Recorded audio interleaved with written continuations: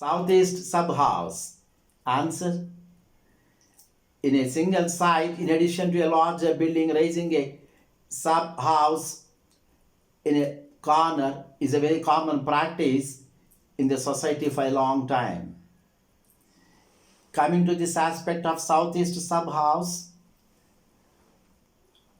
kindly look into the picture for which directions are north, south, east, west.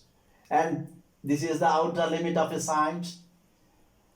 This site does have a road in the eastern direction, and this is the larger building.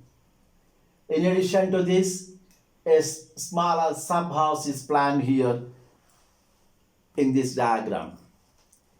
In having a sub house, people are taking Vastu for granted by thinking that this sub house being a smaller in size, it doesn't matter much, but that's not the case. So, if Vastu principles are not followed, and the occupants of this larger building also will be greatly affected.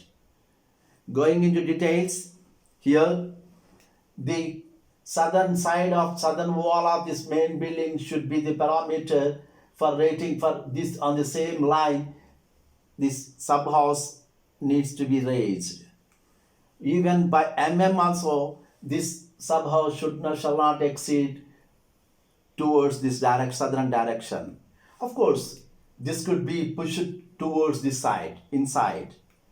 And the second thing, this gap between a main building and a sub house here should be lesser than the gap between an eastern compound wall and the eastern sub house.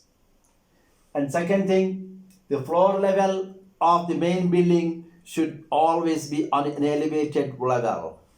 In other words, the floor level of the sub house should be lower compared to the floor level of this main building.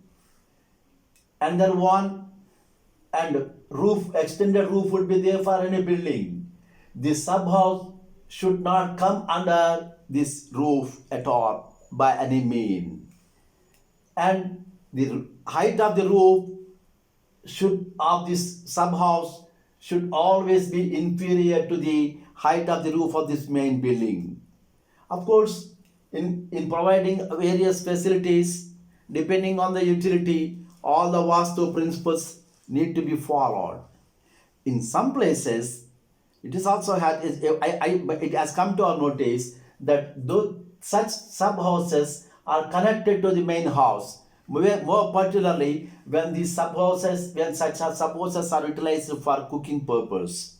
For convenience sake, these houses are connected with this main building. This should not be done under any circumstances.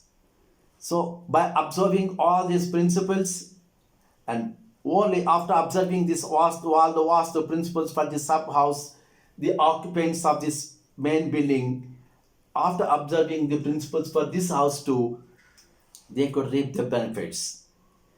For getting clarification for any of your doubt, of course, I'm available both on my mobile and email. Kindly, without forgetting, please subscribe this channel, share the video like this, and pass on your comments. Until my next episode, I take leave. Until then, namaste.